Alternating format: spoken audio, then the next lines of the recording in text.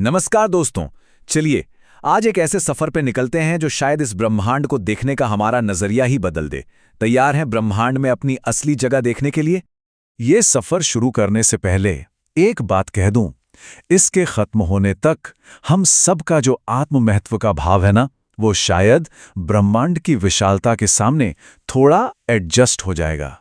चलिए शुरुआत अपनी धरती से ही करते हैं। एक कमाल की बात बताऊं, हम सब मतलब पूरे 8 अरब लोग लॉस एंजलिस जैसे बस एक शहर में एक साथ खड़े हो सकते हैं। सोचिए जरा, और ये तो सिर्फ शुरुआत है। अब जरा अपने आस पड़ोस में मतलब सोलर सिस्टम में झांकते हैं। हमारी पृथ्वी जो हमें इतनी बड़ी लगती है, वो अपने सूरज के सामने तो कुछ भी नहीं है। हमारे सूरज के अंदर 13 लाख पृथ्वी समा सकती हैं। और तो और हमारे सोलर सिस्टम का जो किंग है बृहस्पति, जिसमें 1300 पृथ्वी समा सकती हैं, वो भी इस बड़े से ब्रह्मांड में एक छोटे से कंचे जैसा है। तो मतलब बात साफ है, हमारा सूरज जिसके इर्द गिर्द हमारी दुनिया घूमती है, वो ब्रह्मांड के हिसाब से कोई बेंचमार्क नहीं है। असली विशालता तो अब शुरू होगी।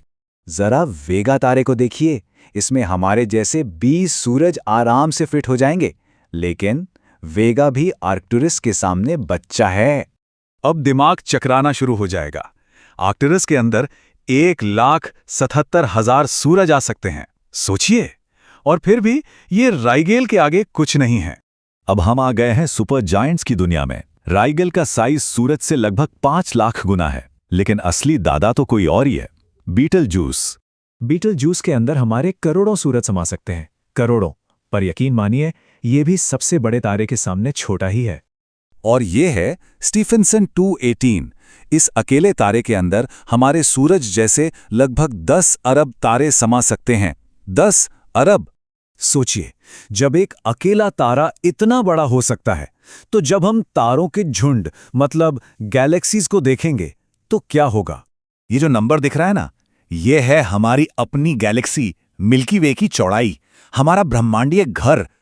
अब ये लाइट ईयर होता क्या है? सीधी सी बात है, लाइट जो कि ब्रह्मांड में सबसे तेज है, उसे भी हमारे गैलेक्सी को एक कोने से दूसरे कोने तक पार करने में 1 लाख साल लग जाएंगे। तो हमारी गैलेक्सी मिल्की वे 400 अरब तारों का एक बहुत बड़ा आइलैंड है।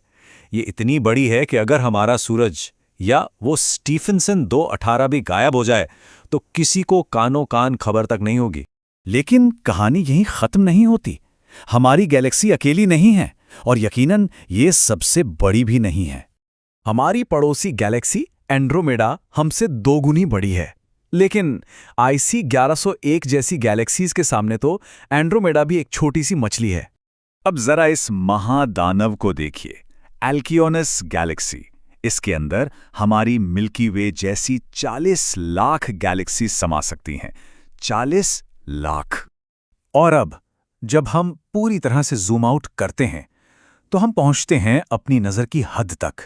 ये है हमारा ऑब्जर्वेबल यूनिवर्स। इसमें खरबों गैलेक्सीज हैं, हर एक में अरबों तारे और अनगिनत ग्रह। अच्छा, हमने जगह की तो बहुत बात कर ली, पर समय का क्या? इस टाइमलाइन को देखिए।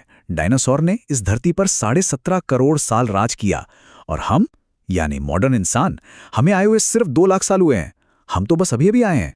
और देखिए, इतने लंबे वक्त तक राज करने के बाद भी सिर्फ एक एस्टेरॉयड ने उनका पूरा वजूद खत्म कर दिया। बस एक पल में सब कुछ इतिहास बन गया। तो कुल मिलाकर बात यह है, हम एक छोटे से ग्रह पर रहते हैं जो एक मामूली से तारे का चक्कर लगा रहा है, एक साधारण सी गैलेक्सी में, और वो भी ब्रह्मांड के इतिहास में बस एक पल के लिए।